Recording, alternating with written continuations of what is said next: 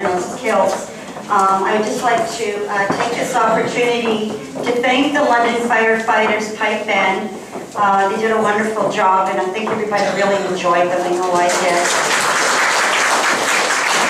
And I just told them I wear my thistle with pride. I have a permanent thistle tattoo, so I'm a good Scotsman too. The London Firefighters Pipe Band was originally formed in 1921 as the St. Thomas Legion Branch 41 Pipe Band.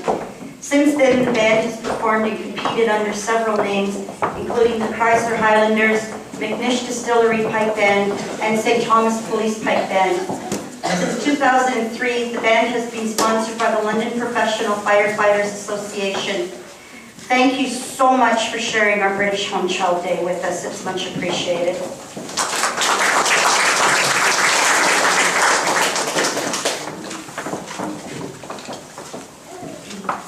My name is Glenna Smith-Walton, and I'm the proud descendant of a British Home Child. My grandfather, Frederick Smith, came to Canada in 1907 with the Barnardo Party. He was 12 years old. I was lucky enough to be able to know my grandfather. A lot of people didn't realize that they had home children in their family until the people were long gone.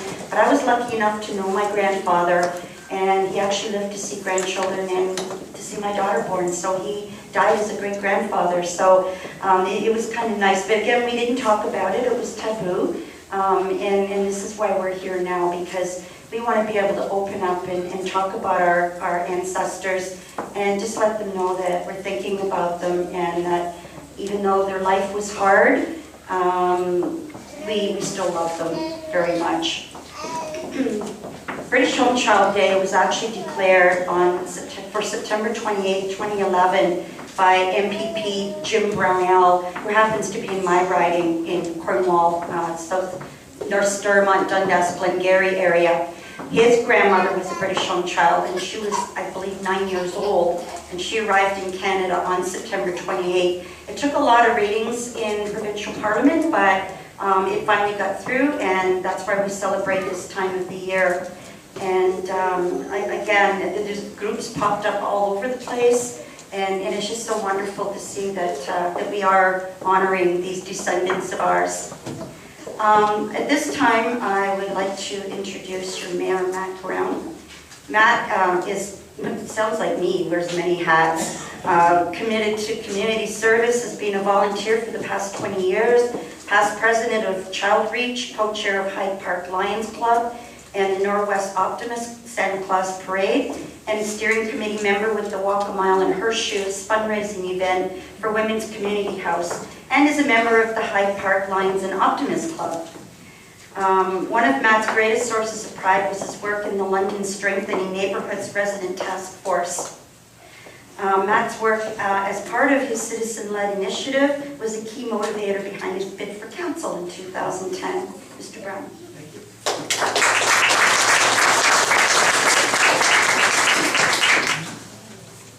Well, thank you so much for that kind introduction. It's my pleasure to be here, and I'm also joined by my two children, John and Braden, my guys, and my wife, Andrea. My schedule is such that it can be a pretty busy one, so this is kind of like a date too, so welcome to our date. I want to thank everyone involved for inviting me to today's British Home Child Day in Ontario. I understand that we are observing British Home Child Day for the first time in Western Ontario since 2011. So thank you to the British Home Child Group International for continuing to help us remember the thousands of children who were sent over to Canada and other British colonies to work as farmers, do domestic work. Today we remember this period of our history, this difficult period of our history. And I thank George, who's here with us today, who visited me in my office to talk to me about that experience, to talk to me about, and to share with me very personal stories about how difficult this was for him. And I'm so proud of George, because as soon as he was able, actually a little bit earlier than he was supposed to, he went off and he joined our Canadian military, and he served with honor and World War II. So just before I continue on, I want to give George...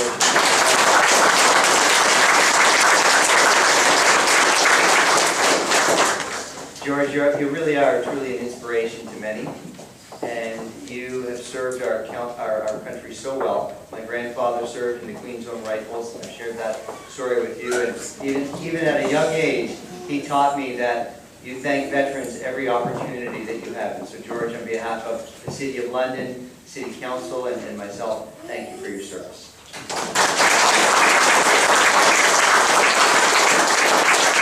And thank you everyone who is here today, the organizers, the volunteers, everyone who has come to recognize this day.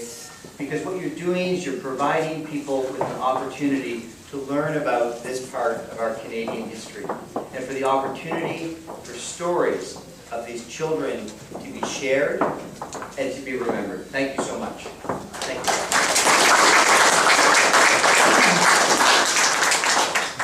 Thank you. And my grandfather was in the Queen's Own Rifles too, so small world. I think the story is really getting out there. I actually live in Eastern Ontario, and on Thursday I drove as far as my mother in North York and stayed there till I came in yesterday. But I went to visit my aunt, who is the daughter of our British home child, and she doesn't get out much anymore. Usually when I go to Toronto, I usually take her the search awards. And she loves to just sit and do those. But when I got there to visit her the other night, she pulled me in her apartment and said, I'm just so excited. I just don't know what to tell you. And she threw me this page from Search Award. And it's about, it says, since 1919, Canada has officially designated events of national historic significance. These events are notable for developing the physical and cultural landscape of Canada, or for exemplifying a significant Canadian role in world events. To date, 417 events have been commemorated. She put a great big star on the top of it, and on the bottom, one of the words is home children. So there you go, we are being recognized.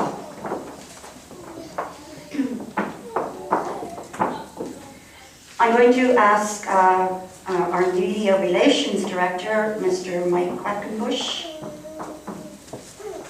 There you are, thank you.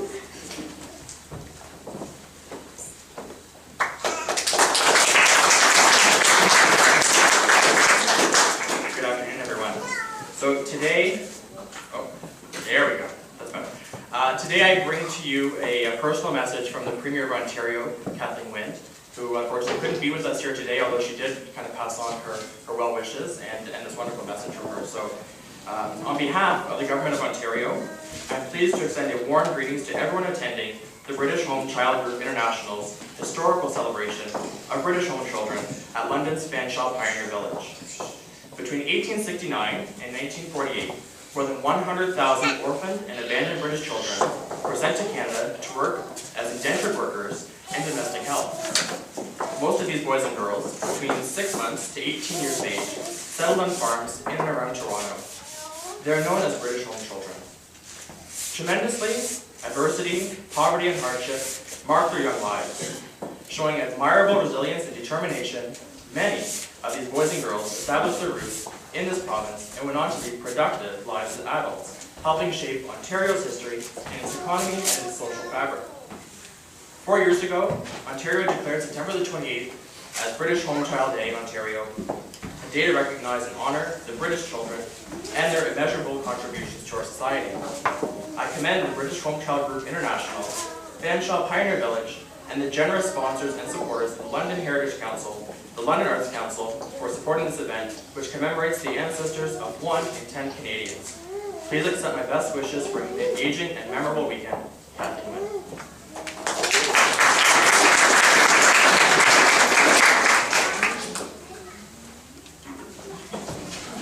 Sorry, I'm vertically challenged here. You heard the mayor talk about George Beardshaw.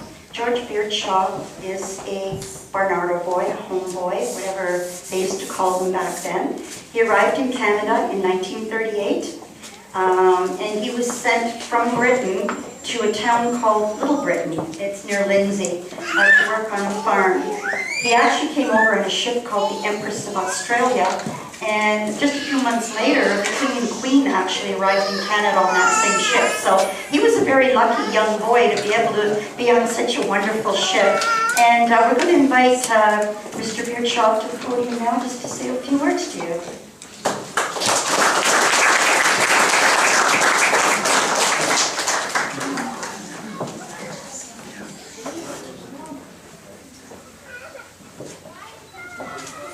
I have nothing prepared. I'm just going to do it right off the cuff. I'm so happy to be here. I'm so glad I came to this country. What a wonderful country this is. Oh, I have so many words I want to say to you people. I'm so excited.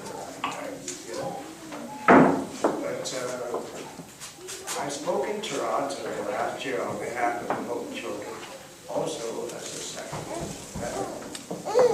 member of the Individual Life Force, and somehow or other I got a standing ovation. I don't think I can get one today. No, but it's all on film somewhere. I haven't seen it yet. But I'm so glad that people could make it. I love this country. I have two other brothers came here. My oldest brother came here in 1934, and he used to write back to me and send me letters. How he had a motorcycle and he was doing 60 miles an hour over here, all that kind of stuff. That's country built. Anyway, when you're in the home, you can't wait to get the heck out of there, like, you know. But I had a good time when I was in the home. I was not Church of England. So I was put in a separate house, and the rest of them, there were 800 boys in this city, and we all went to this church there, except this one house of 35 boys. And in this house we had Wolf Cubs and Boy Scouts, and I got to be a Sixer, and I got to be a trophy, and all those kind of wonderful things. Cyril Hewitt was supposed to be here, another home away. He came over on the same boat with me, and he was in another cottage, and he said, George, he said, you've got to be something. He says, because that cottage there, they used to go outside to church, and the people in the outside used to send us to the seaside and all that kind of stuff, and the guy just stayed in the home and he did nothing like. So I was a lucky guy. I met Lord Baden Powell. We went to Gilmore, and we went to London, met Lord Baden Powell. So let me tell you a few other things I can brag now. I saw Lord Baden Powell, and I saw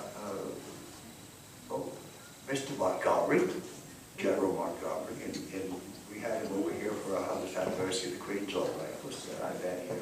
And by some strange coincidence, there was a guy who said to me, he says, George, keep your distance, keep your distance. Who the heck's this guy? He says, don't you know me, George? I said, no. He said, I can go on the same boat as you. I am in charge of looking after Montgomery, small boat. People like that. Another time I was going back before I went overseas, and I was taking my last leave, leaving the station, going down the steps, and I knocked this guy out for a tea kettle, like, when he got out, he said, "What?" I hadn't seen the guy in 5 years, and he just came over to the next party after me, Mrs. Small. And other people like that. Strange life. People with all the time. I had a wonderful time in this country.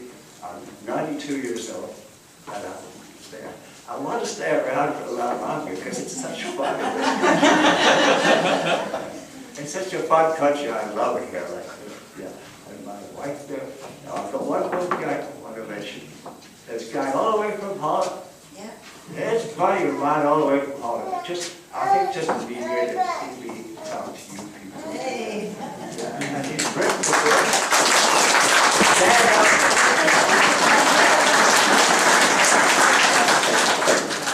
He has written a book on Canadians in the war, the Second World War. And he's an outstanding guy. And I wrote about the second page. So what is he on? A good-looking guy in a book. Read his book. Yeah. I love the guy. Too bad he can't stay long here like that. What else am I going to say? Mr. Brown, what can I say that? Can I say something else more? Go for it. Judy. Tell me, you know me better than anybody. What are you going to say, Tommy? How I'm going to talk to Britain. Little Britain. Yeah. Oh, I know. Yeah, that us guys, 14 hours boys and 3 girls. We were in the home in Toronto. That's where they take you from, here, there, and all over. So they had all these Mr. Farmers that wanted boys, you know. And I won't go into this bit of it. And they had this Mr. I looked out for this. We didn't choose where we wanted to go. I never heard of one places. R.R. was Britain, Mr. and Mrs. William Penn. Well, what the hell? I came from Great Britain. I'll do a railroad. And that's where I went. And I met. He was a president of Lindsay Fair at that time. I get to know all the important people here. That takes time. Yeah. Well, I could say more, but I made a speech in Toronto last year, and a whole bunch of Dutchmen, you know, they were there, and I was writing. They had a book being printed, and they wanted me to, like, you know, from this book. I was the speaker up there, and they were all sitting there waiting to eat their lunch. You know, there was 1,000 of them there. They told me, George, your speech is too long. I said, I don't care, I'm only halfway through. So anyway, I think they were all pissed off at me because they were waiting for eating their broke. What the pufferjays? They were. Yeah, They were kind of peed out because the pufferjays were getting cold.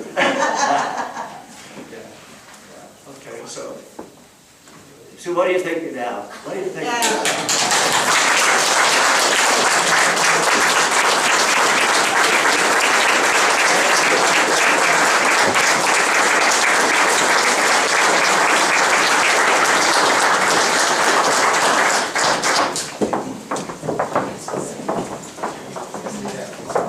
Thank you, George. Your speeches are always nice. I was at your speech at Pioneer Village there last year. I was there, and Sandra was there, and Karen was there. We were all there. Yeah. I hear there's a movie made about it. It was the 100th anniversary, or no, it was, yeah. I was sitting next to Don Cherry. You were sitting next to Don Cherry, that's right. We put him next to Don Cherry because we knew he knew important people. So we decided him, there was no question. He sat beside Mr. Don Cherry. The problem was, though, Mr. Don Cherry, I think, outdressed you that day.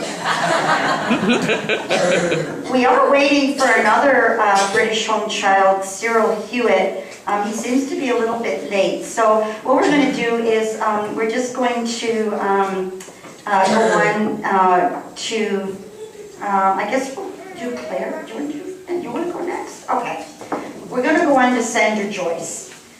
Sandra is the author of 3 books based on British home child father Robert, her uncle Thomas, and her aunt Emma.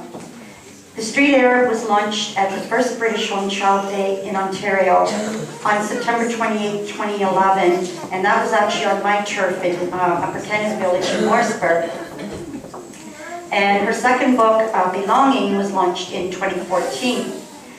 Sandra is an advocate of the British Home Children and has given up to 190 presentations on this subject across Canada. She's a native Torontonian and studied journalism at the Ryerson University. During her tenure at CBS Records, she was an award-winning publicist. Today marks the launch of Sandra's third book, Trees and Rocks, Rocks and Trees. This is a reader for youth, 10 years and up. There are questions and answers at the back of the book to help the young understand the subject matter, and there's also topics for discussion. I'm pleased to present Sandra Joyce.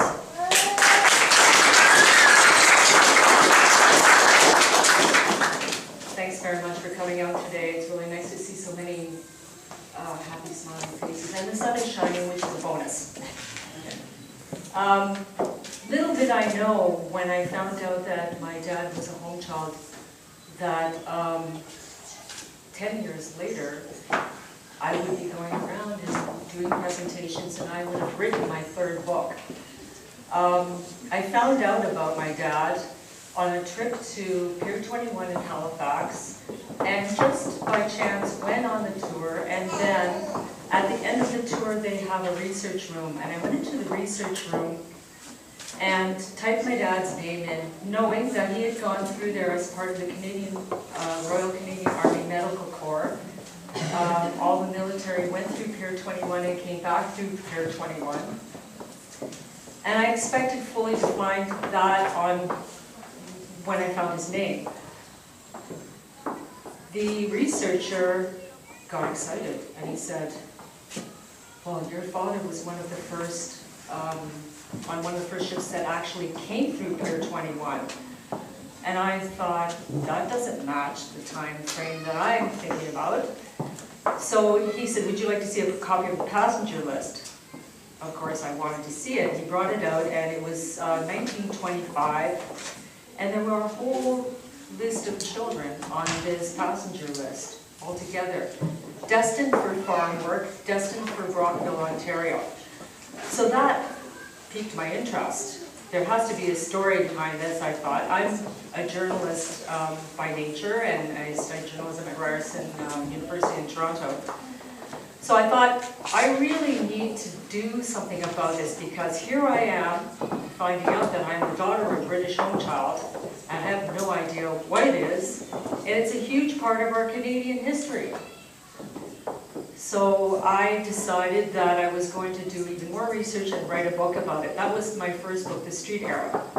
Well, after a few years, many people read it and they said, what about what happened to Robbie, the character, the main character, who's my dad? And so I decided I needed to write a story about his adult life called Belonging, because he never felt that he belonged. The third book is written with children in mind, 10 years and up. And we really want to get it into the schools, and with that in mind, as Glenna mentioned, it has questions and answers at the back, and also topics for discussion. And these questions were things that I picked up on when I was doing presentation for some of the schools that I've done. So I'd like to read you a little bit about what's in the book, and it's called Trees and Rocks, Rocks and Trees. Now, why did I call it that? And can you bring up in your mind this imagery? Trees and rocks, rocks and trees. It sounds rather forlorn, doesn't it? Empty, vast. And I found this quote that I included in the book from the curator of Pier 21, strangely enough. He's talking about the colonist car, which is the car that took these home children and other immigrants from Halifax throughout Canada. These colonist trains were also important because they were immigrants' first exposure to the immensity of the Canadian landscape that they would see through the windows. We have all kinds of oral history interviews that talk about how shocked people were about how big Canada was. All those trees and rocks, many immigrants wondering if they had made the right choice. And this is Dan Conlon speaking, the curator of Pier 21. So it must have seemed quite frightening, especially to children, when they come from Great Britain, which was much more populated than Canada. So I'll read you a little excerpt from the book. On the sixth day at sea, Robbie was back at his customary place at the bow when he saw something brown and solid extending along the horizon. It stretched as far north and as far south as he could make out. It was land. It was finally Canada. Suddenly, his knees buckled. He let himself slide down the side of the ship until he sat on the deck, legs crossed underneath him. He cradled his head in his hands and found himself near tears. I never should have left Scotland. He felt like he was falling, like he had in the hospital after his burn, like in the poorhouse when he gave up on his mother coming back, like when his father and that woman had left them at the homes, like a dog with its belly exposed. Out of the blue, he thought of his sister, imagining her as he had last seen her. He hoped that she had found someone she could trust. When he had enough money, he would find her and send her her. Deep down inside, he knew that was not really likely. Land! He heard an excited voice cry, and he got up to get out of the way of the rush of people hurrying toward the bow to observe the very thin brown line that he'd spotted a few minutes ago. Everyone stared at it expectantly, but after a while, it didn't seem to be getting any closer. The biting wind at the bow drove most people back inside. In a matter of hours, the atmosphere on the steamship had become all stirred up. There were a lot more people on deck than had been all week, between the whale sightings and the end of the journey approaching.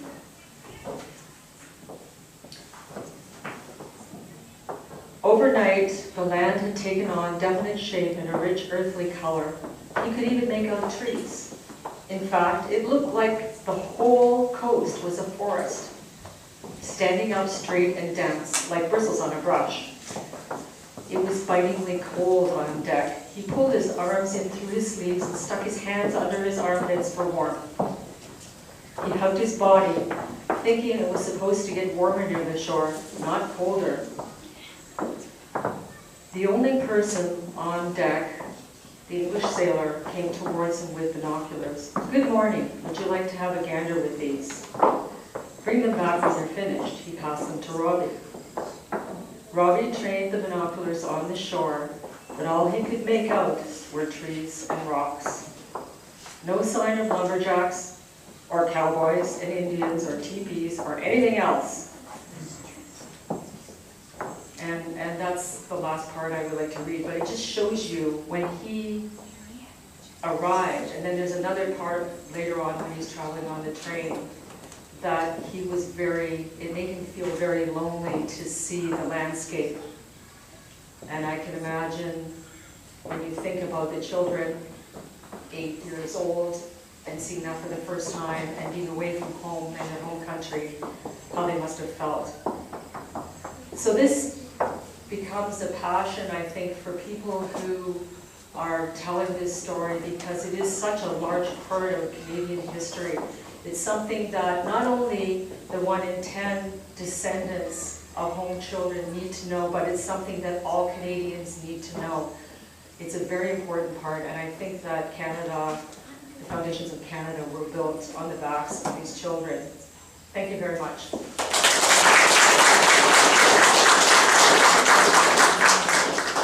If anybody's interested in any of Sandra's books, she has some here with her today in the Orange Lodge over on the other side. And I believe this one's available as well. Don't anybody go anywhere, we've got Irish dancers coming. Can hear them upstairs practicing.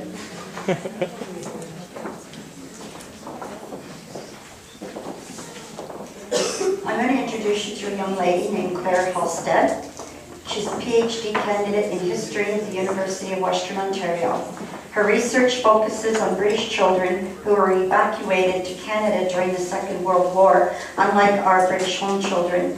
She's the author of Dangers Behind Pleasure Ahead, British Canadian Identity and the Evacuation of British Home Children, and Dear Mummy and Daddy, Reading Evacuees' Wartime Letters. She's the creator of the world's first evacuee database, which includes over 3,000 children. Her work has been profiled on CBC Radio and in newspapers and magazines across the country.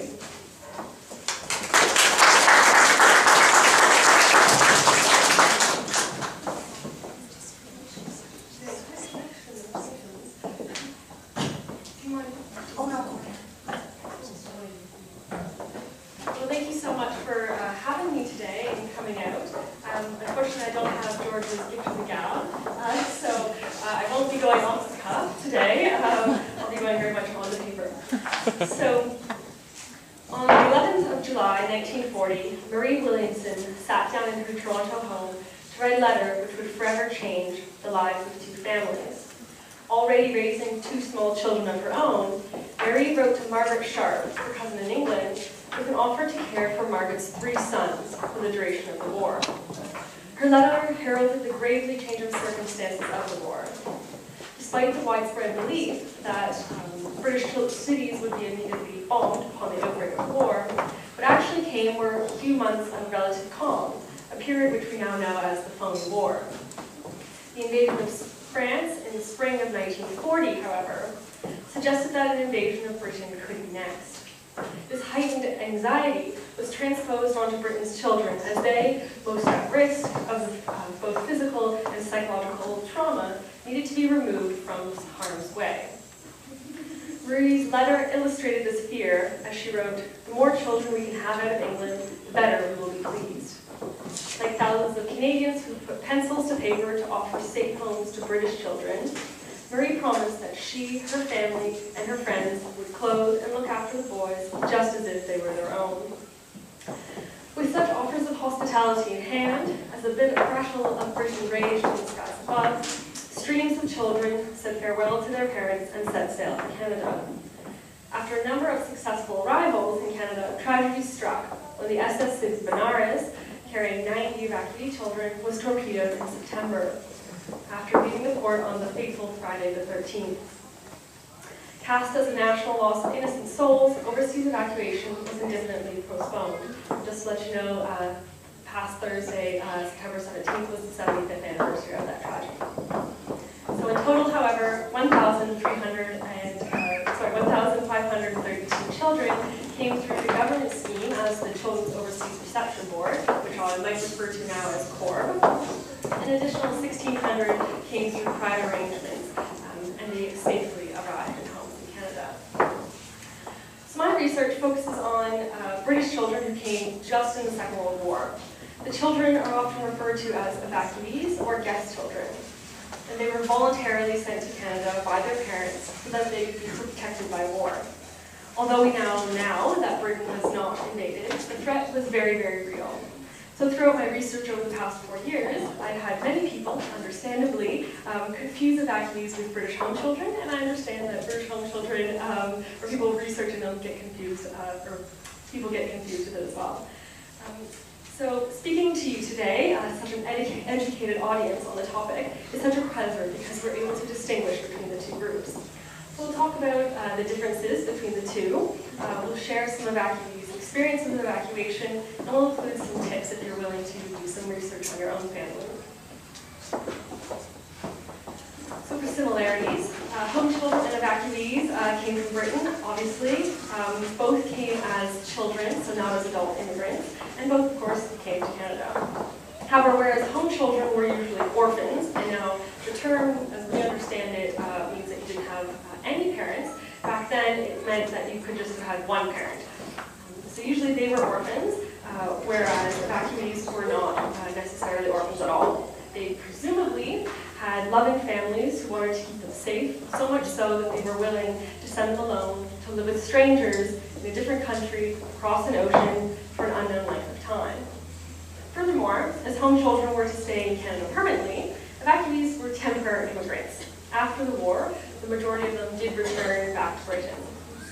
Therefore, evacuees should be associated just with the Second World War. The home child movement was instead much earlier. It began in the mid to late 19th century. By the 1930s, British immigration had slowed just to a trickle, and the major reason for that was because of the Depression.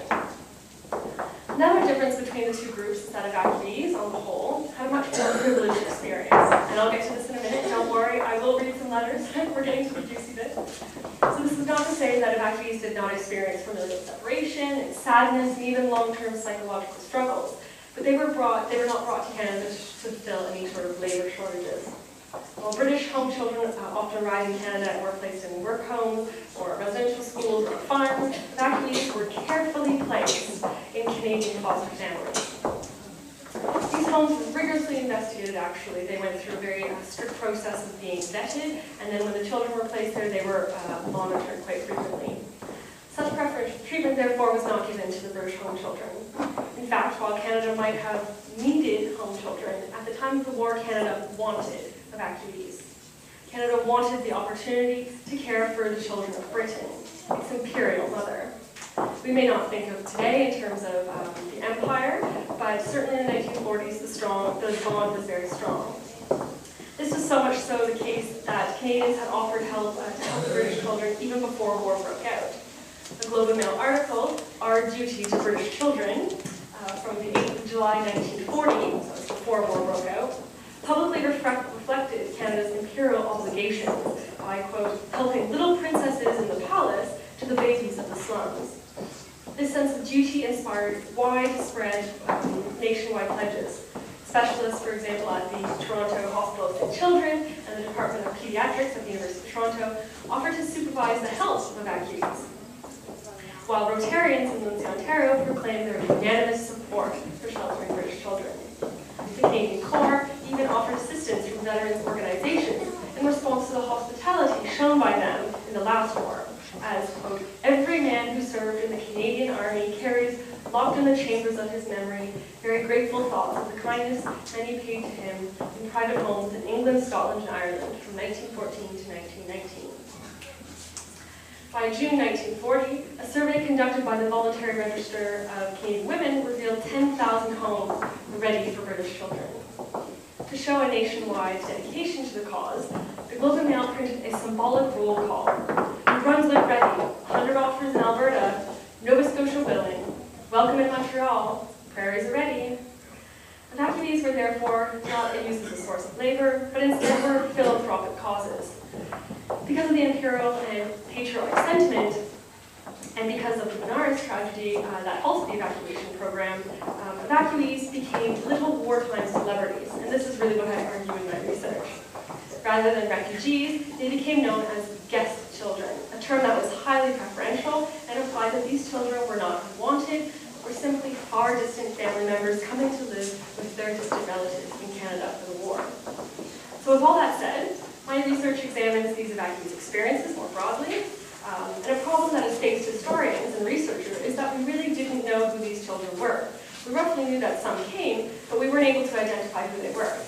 So to fix this, I created my database, which is, knock on wood, been working so far. This means that if any of you are wondering if a family member was an evacuee, you can most certainly contact me and I can hopefully confirm that for you. Another problem is that we don't really know what the children thought of their experiences. Most certainly oral interviews are important and have uncovered, but I've also uncovered hundreds of letters written by the evacuees to their parents during the war. So these reflect how the children perceive their evacuation and their family separation. So the following excerpts are all in their words. When I quote. For instance, 9-year-old Tom Sharp, bound for the Williamson household in Toronto, decided to narrate his voyage aboard the Duchess of Bedford, which illustrates how he conceptualized his migration. Tom decided to narrate the journey as an adventure tale, explaining, quote, my last letter is the first chapter of the story called From Liverpool to Toronto. Tom revealed that the journey had already discombobulated his internal clock, as he got up the first morning thinking it was 8, when it was really only 6, It suggested that the quality of the ship lay in the fact that, quote, the third-class lounge was good for playing games. In his final chapter, Tom recorded the strange sensation once the boat set sail, narrating, quote, I went outside while I was playing, and I was going up the stairs. I felt very giddy, and at the moment, I almost was struck to the ground, and at another moment, I fell up the stairs. The first ship carrying Corps evacuees left on July 21st, 1940, aboard the Anne Zelm, and many more followed. Maureen Burke, with her 2 sisters, were aboard. Because they were 3 siblings, they were in fact given their own cabin, but this meant that they felt left out of the fun of the dormitory. Having a menu and a choice of food for meals whilst on board was a unique treat for 7-year-old Maureen, so much so that she actually kept it. The Vice Admiral and commander of the convoy even signed the menu as a keepsake for Maureen. I must mention that Maureen and her sisters actually came to London, Ontario to live with their aunt, and Maureen still lives in London. She was here yesterday, and she's also represented by her daughter-in-law, so that's quite exciting. Now, evacuees were supervised by escorts, but there was still plenty of time to get into mischief. So escorts wore armbands, such as these ones here. This is authentic. You can see it says Corps quite boldly. And here's a photo of the woman wearing it, Miss Rivers. And her daughter actually still lives in London, Ontario, and she gave me this armband. So another London connection. Back to the mischief. So 15-year-old evacuee Philomena was one of 28 children from Cambridge, England, with only 2 accompanying adults in the group. She wrote about how class distinction meant that they weren't actually able to enter the first or second class on the top deck, even though they were technically permitted there. She explained that this meant, quote, to get there or back, we always had to run the gauntlet of stewards intent on preventing us from trespassing. Other fun was had when she wrote, we always used to collect used matchsticks and drop them on the hats of the officers taking in the air on the decks below, likewise unappreciated. Philomena was put in charge of some younger children, including 3-year-old Fabian Peace, who provided a distraction, according to her, as she explained, quote, on one occasion, he locked himself into the stall of the woman's lavatory. He needed someone to help him with his buttons, and a few older boys in the group were rarely on hand, so he was used to going to the ladies' loo. Most small children would have panicked and screamed, but Fabian sat on the floor and sang to us. We couldn't get him out under the door because the gap was too small, but there was a bigger gap at the top. So we took one of the 8-year-old redhead twins and lowered her over the door. She was a bit upset about the experience, but Fabian not so much. And on another occasion, we lost him for hours. The Tana was making announcements about a missing child, and he was finally found lying on the carpet in the first-class lounge, surrounded by a group of portly gentlemen in armchairs, whom he was singing. He liked to sing, and evidently they liked to hear him. John McNabb, traveling from Glasgow with his sister, also made sure to have fun aboard the SS Mineo.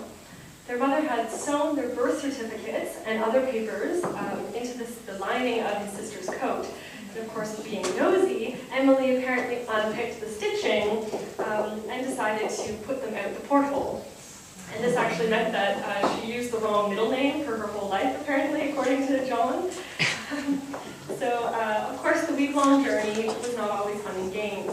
Many suffered from seasickness, homesickness, and boredom. Crossing the Atlantic in wartime came with added dangers of torpedoing. Lifeboat drills, cannon fire, and submarine spotting also became part of the daily routine aboard. Student evacuees arrived in either Montreal or Halifax, disembarked or put on trains, colonist trains actually, so thank you Sandra for getting that one in for me, and they were then put off to wherever destination they had been assigned to. Many of them endured lengthy and uncomfortable journeys, some from the Atlantic Ocean all the way to the Pacific Ocean. At the port, the Canadian Red Cross tried to greet each evacuee with a special package for their train journey. Each contained a cake of soap, a towel, a face flannel, a book, toys, and some sort of handiwork, which was generally needlework for the females, and drawing or tracing for the boys. Evacuees then sighted the first glimpses of the broad and varied landscape, forest hills, plains, and lakes. Differences between Britain and Canada were starkly apparent from the first moments the children stepped foot on Canadian soil. One boy explained to his brother, "See all the lights, Billy?" That, of course, was reference to the fact that Britain was in blackout at this point. Children were then sent to provincial distribution centres, of which the University of Toronto's Hart House was one. After a 2-week period of acclimatization, which included health checks and more vaccinations, evacuees were sent on to their foster families. Over the next 4 to 5 years, evacuees in cities and towns across Canada settled into their new lives. This came with challenges, excitement, and plenty of new experiences. Soon after arrival, 8-year-old Patty Cave wrote to his parents, "I've got a very small but very cute," she's quotation marks, "mouth organ. It is the scale, only you have to blow in and then out and gives you the do-re. I like it. Everything is cute in Canada." Patty's use of quotation marks was really a gentle way of poking fun of the constant use of the term cute in Canada. And after reading this, I do notice that we tend to do that. So evacuees' accents, of course, identify them as being different. Maisie and Stanley Goat, who lived in New Brunswick, recall being asked on the street what time it was, just so people could hear our accent. At times, these differences were boldly identified. As Patty wrote, "There was arithmetic and geography. In Canada, geography is called natural science. Funny name. In England, written in bold, we have gears on the floor in the car, but in Canada, most of them are attached to the steering wheel. I think it is very funny, but the Canadians do not say that England still keeps the old way. I think so too, because all things are new in Canada." Patty was not the only one to write home about such differences. 13-year-old Bill Sharp shared his perceptions of his new environment. Bill's first letter home actually records his initial observations of downtown Toronto. He wrote, "It has many fine buildings, etc., is well laid out, but lacks something which English towns possess. It is difficult to describe what that something is. Perhaps it is something to do with the lack of any definite plan. We talk about how badly designed our towns are, but they are much better than this. True, the place is all laid out on regular blocks, but the buildings are all higgledy-piggledy." In March 1941, 7-year-old Colin Cave wrote to his parents to explain Canadian seasons. "Dear Mummy and Daddy, I was out on my toboggan today. I am well. The snow will soon be gone. Then we will roller skate." Skiing, tobogganing, and even making snow forts became part of evacuees' lives. But summer was equally intriguing, particularly because of the Canadian tradition of going to the cottage or summer camp instead of the seaside. Tom Sharp, in fact, went to Pioneer Camp in Northern Ontario for 6 weeks each summer. And while at camp, Tom found it very important to learn how to swim, something he first found to be difficult. Over the 2 summers, he proudly tracked his progress, writing, "I'm glad to say I can swim about 13 feet, and set himself the goal of swimming 25 feet by the end of the summer, which he did achieve." Tom also proudly noted at camp that he was old enough to sleep in a tent, previously he only slept in a cabin, and that when their leader had gone away, they were able to sleep in the tent alone. Tom's brother Bill, in fact, wrote to their mother in 1940 with a proud tone, saying, Tom seems to be growing up very rapidly. He has changed so much since he came out here that you will hardly recognize him. Largely due to the Williamson training and my absence, he's become immeasurably more self-confident and is now perfectly capable of standing on his own feet rather than someone else's. Perhaps my favorite letter of the hundreds I have read was one from Tom in 1941 when he wrote about going to a circus, and he just wrote, "There were some bears riding bicycles and seals playing God Save the King. One man came down on a bicycle, then jumped more than 10 feet in the air, then plunged into some water." So that sight was just fabulous to me. Who knew seals could have such talent? By 1944, the threat of invasion had lessened to such a point that some evacuees were able to return home. Others had reached the age of military service and therefore returned to Britain and started in the forces. Early returns, however, meant that some arrived just in time for the V-2 rockets or the doodlebugs. Dennis Drew, who was evacuated to Windsor, Ontario, and his sister returned home in 1944 and recalls seeing these flying bombs. His sister had a nervous breakdown because of it. After VE Day, the remaining evacuees trickled home. Saying goodbye to their Canadian foster families and friends, however, was filled with emotion. As Mary Hume came to leave her home in Stratford, Ontario, her foster mother decided to write her goodbye message in her autograph book. On July 21st, 1945, her foster mother wrote, "Dear Mary, when in the twilight you are sitting, and your mind from care is free, when of loved ones you are thinking, will you sometimes think of me?"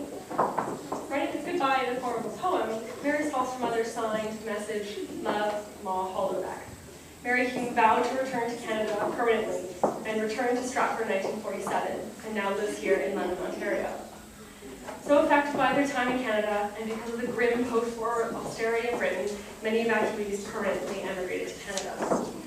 So if you're wishing to confirm, as I said, a family member, please feel free to contact me. But if not, just keep in mind that evacuees came between 1939 and 1945.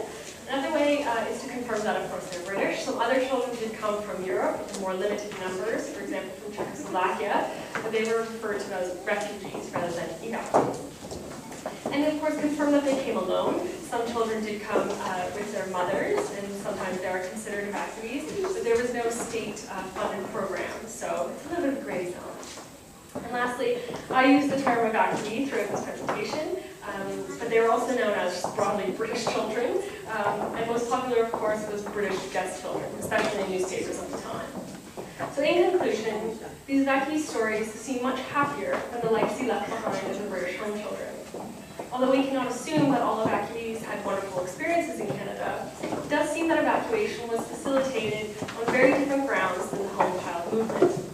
While the care of children, home care children were left up to those who had authority over them, the Canadian government ensured that evacuees would be properly cared for. Although no wartime document that I've uncovered explicitly identifies the harsh conditions that home children had in the previous decades, I would like to think that by the Second World War, Canadians somehow had learned from their child care experiences. Thank you very much.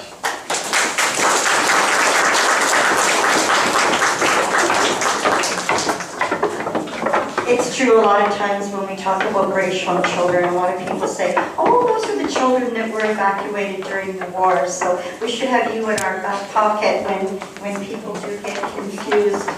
I'd like to thank everybody for speaking today and helping to celebrate British Home Child Day. So now we're going to have a treat. We're going to have the Corrigan Irish dancers. The Corrigan School of Irish Dancing opened September 15, 2004. Nora Corrigan, the director, left Riverdance after 5 years of touring and performing for hundreds of thousands of people around the world. Nora returned to her hometown of London, Ontario to pass on her dancing skills and performing experiences to future generations of Irish dancers. I'm going to introduce you to Heather. And Heather's going to introduce the dancers, but just give us a second, we'll move this big clunky thing out of the way for you.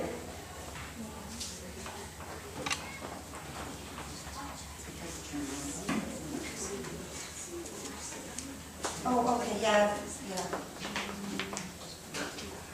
You can talk first. Okay. Hi, everyone.